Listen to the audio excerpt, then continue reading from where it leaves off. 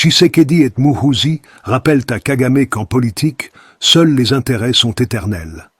Dans un revirement géopolitique aussi inattendu que symbolique, le général Muhoozi Kainerugaba, fils du président ougandais Yoweri Museveni et ancien neveu autoproclamé de Paul Kagame, a atterri à Kinshasa pour serrer la main du président Félix Tshisekedi. Ce moment n'a pas été une simple visite diplomatique. Il a marqué une rupture symbolique, une reconfiguration des alliances en Afrique de l'Est qui met en lumière la fragilité de l'emprise régionale de Kagame. La leçon est dure mais éternelle. En politique, il n'y a pas d'amis permanents, pas d'ennemis permanents, seulement des intérêts permanents. Par un jour calme, mais symboliquement tonitruant de juin 2025, le général Muhoozi Kainerugaba est descendu d'un avion ougandais à Kinshasa. Les caméras ont capté le moment où il a été accueilli non pas avec méfiance, mais à bras ouverts par le président Félix Tshisekedi. Les deux hommes, souriant et échangeant chaleureusement, se tenaient ensemble sur le sol congolais, une terre souillée pendant plus d'un an par la présence des forces RDF de Kagame, sous l'étiquette du M23. L'image a dit ce que les mots ne pouvaient pas. L'échiquier politique avait basculé. Ce n'était pas un simple haut gradé en visite chez un voisin, c'était Muhoozi, le même qui, il n'y a pas si longtemps, appelait Paul Kagame, mon oncle, et vantait leurs liens personnels. Le même Muhoozi qui défendait publiquement l'héritage de Kagame, qui se rendait à Kigali pour y proclamer la fraternité, et que beaucoup voyaient déjà comme l'un des prochains hommes forts du réseau régional de Kagame. Mais à Kinshasa, il ne se tenait pas aux côtés de son soi-disant oncle, mais de l'adversaire de ce dernier. Et cela, pour Kagame, fut la trahison la plus douloureuse de toutes.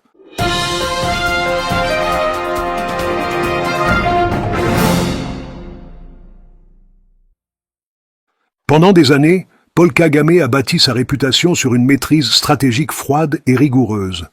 Son influence dépassait largement les frontières du Rwanda, s'étendant jusqu'en Ouganda, au Burundi et profondément en territoire congolais.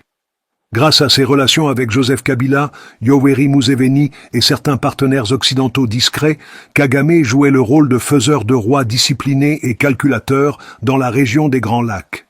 Mais l'année 2025 a révélé ce que beaucoup de Rwandais et d'Africains murmuraient depuis longtemps. Kagame croyait trop au mythe de la loyauté personnelle. Il a oublié qu'en politique, rien n'est sacré, seuls les intérêts l'emportent. Le proverbe rendu célèbre par Lord Palmerston, « Nous n'avons pas d'alliés éternels, nous n'avons pas d'ennemis perpétuels. Nos intérêts sont éternels et perpétuels. » N'est pas né en Afrique, mais il y trouve aujourd'hui son expression la plus vivante. La poignée de main entre le général Muhoozi et Tshisekedi en est la confirmation. L'intérêt de l'Ouganda avait changé. Kigali, autrefois un atout, était devenu un fardeau. Le Rwanda, autrefois une passerelle, était devenu un piège géopolitique. Et Kagame, autrefois homme fort redouté, se retrouvait désormais isolé et exposé. Pourquoi ce basculement? Les raisons sont nombreuses et accablantes.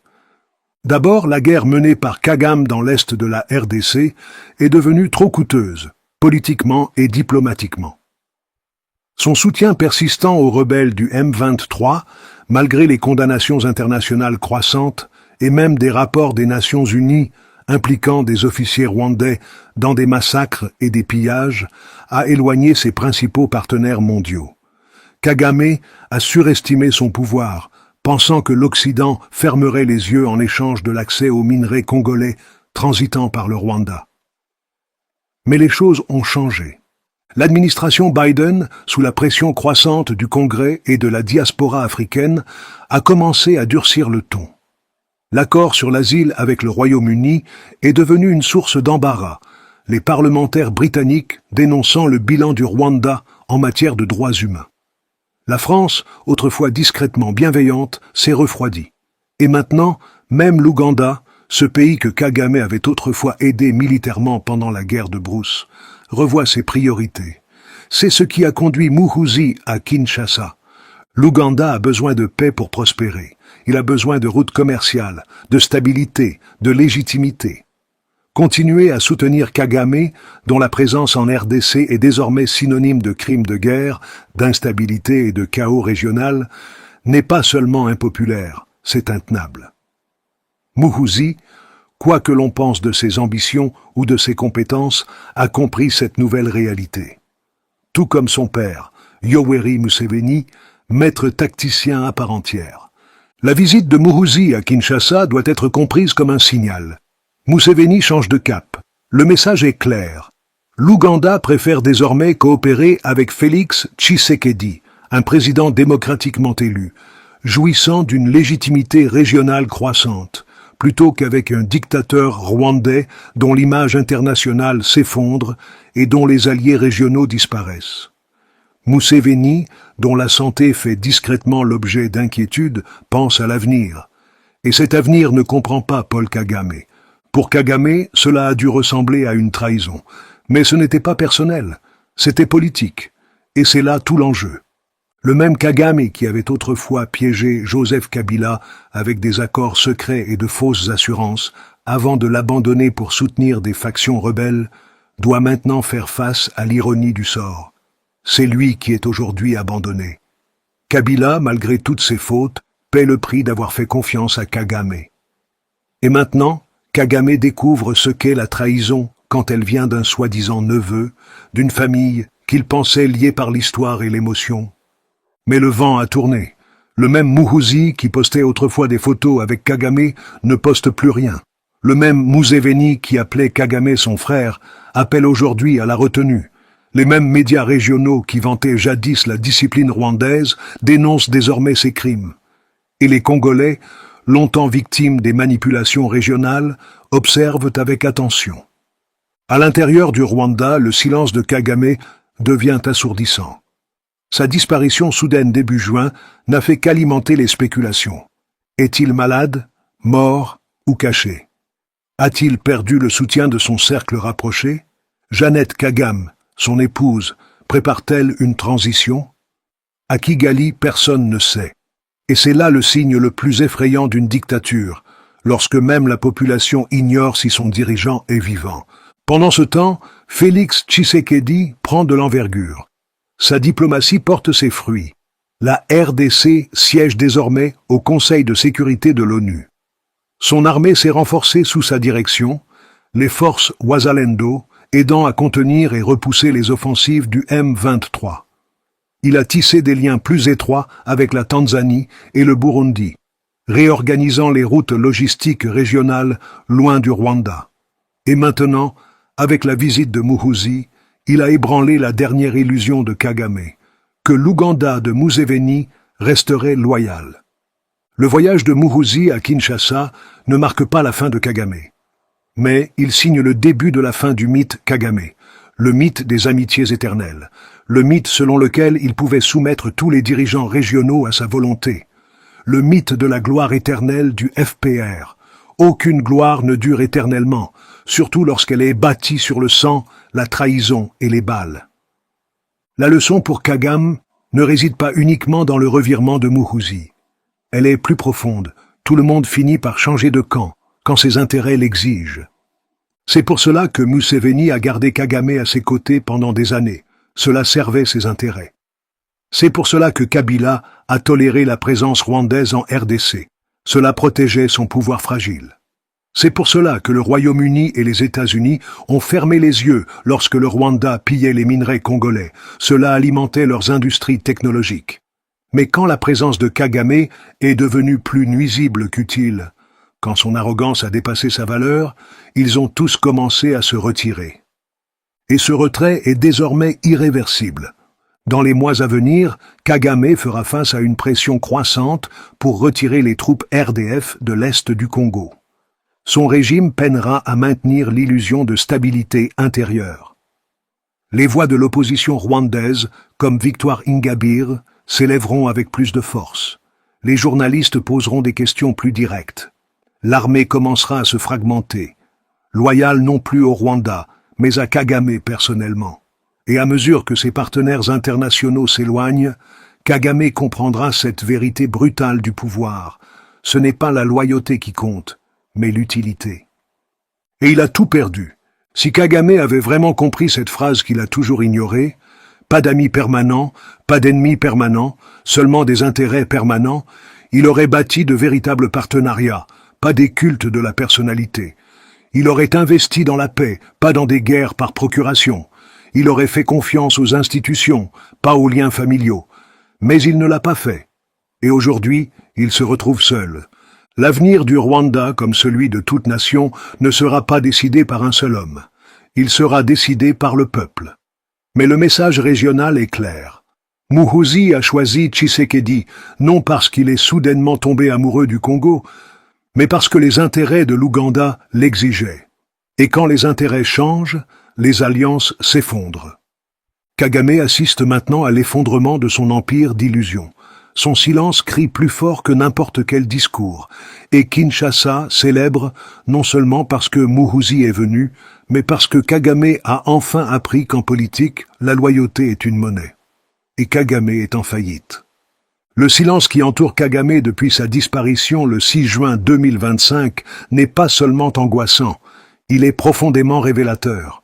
Dans une dictature comme celle du Rwanda, où le pouvoir est personnifié jusqu'à l'obsession, l'absence du président ne peut être que suspecte.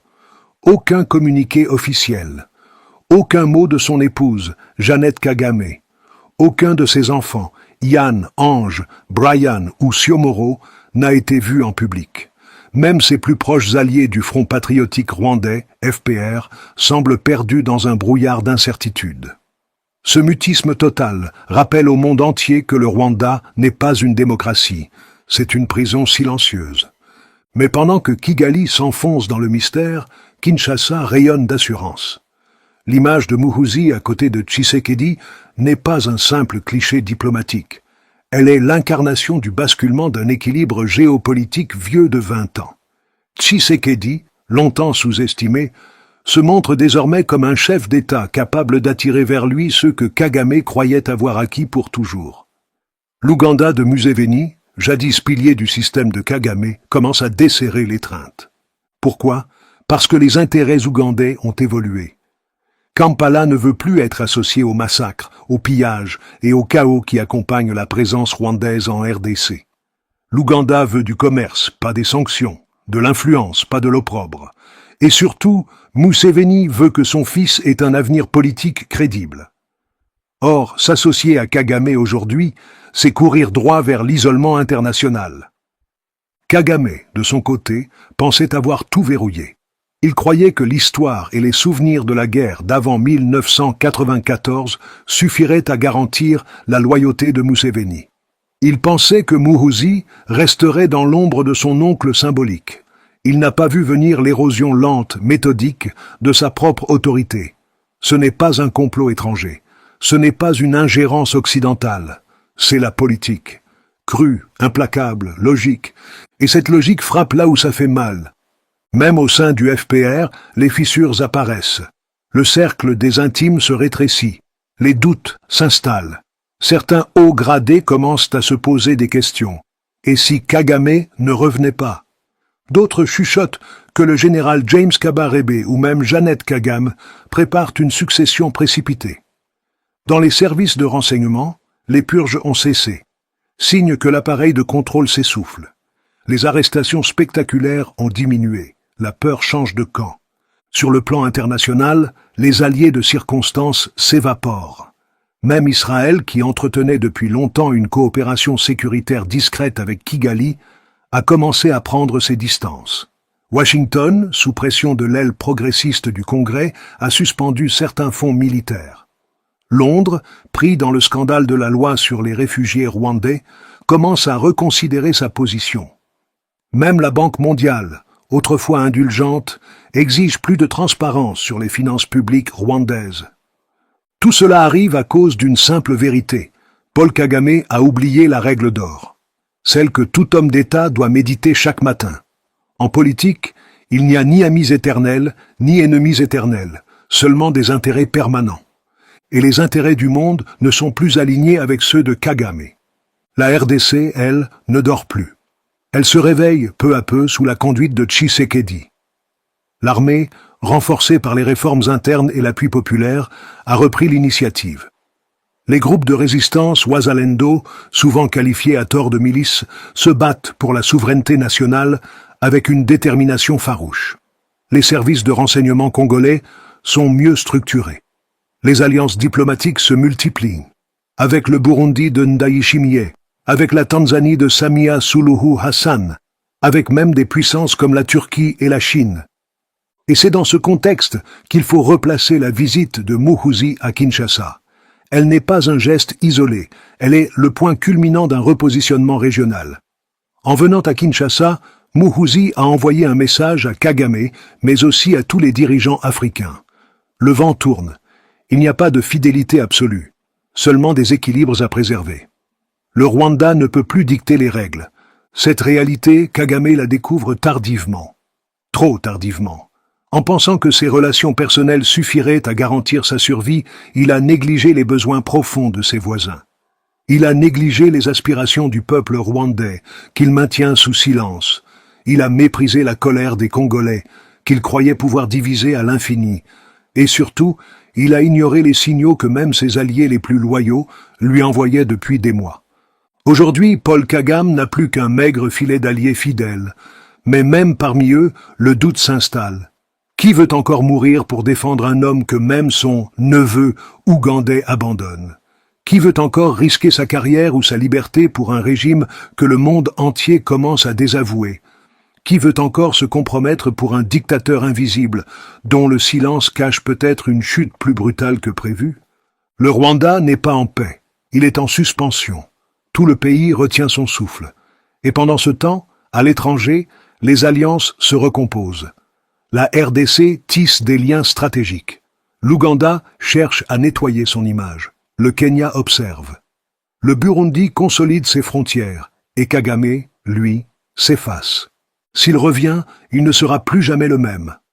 Son pouvoir, même rétabli, aura perdu cette aura d'intouchabilité. Le monde l'a vu vulnérable. Ses voisins l'ont vu contourné. Son peuple l'a vu absent. Et surtout, ses ennemis, et ils sont nombreux, ont vu que la peur qu'il inspirait n'est plus absolue. Car rien n'est éternel, pas même la peur. Et c'est peut-être là la plus grande leçon de cette séquence. En croyant que sa position était acquise, Kagame a oublié que l'histoire, comme la politique, est faite de renversements. Le maréchal Mobutu l'a appris à ses dépens, Blaise Compaoré aussi, et plus récemment Alpha Condé. Tous pensaient qu'ils étaient installés pour l'éternité. Tous ont été balayés par un vent de réalignement. Muhoozi, en visitant Kinshasa, n'a pas simplement tourné une page. Il a brûlé un pont que Kagame croyait indestructible. Et ce geste est plus puissant que 1000 discours. C'est un acte de révision, une mise à jour brutale des rapports de force. Et dans cette mise à jour, Kagame n'est plus le centre du jeu. Il est devenu un facteur de risque. Conclusion finale. Paul Kagame a été un maître du jeu pendant 3 décennies. Il a séduit, manipulé, éliminé, consolidé. Mais comme tout joueur qui refuse de quitter la table à temps, il a trop misé. Il a cru que ses amitiés pouvaient durer sans être nourries par les intérêts communs. Il a cru que sa terreur suffisait à commander la loyauté. Il a cru que l'histoire ne le rattraperait pas. Mais l'histoire, elle, ne pardonne jamais l'arrogance. La visite de Muhoozi à Tshisekedi est la preuve éclatante que même les alliances les plus personnelles, les plus chaleureuses, peuvent se briser quand les intérêts l'exigent. Et quand les intérêts se déplacent, les hommes politiques s'adaptent ou disparaissent. Paul Kagame n'a pas su s'adapter. Et c'est pourquoi, aujourd'hui, il est seul.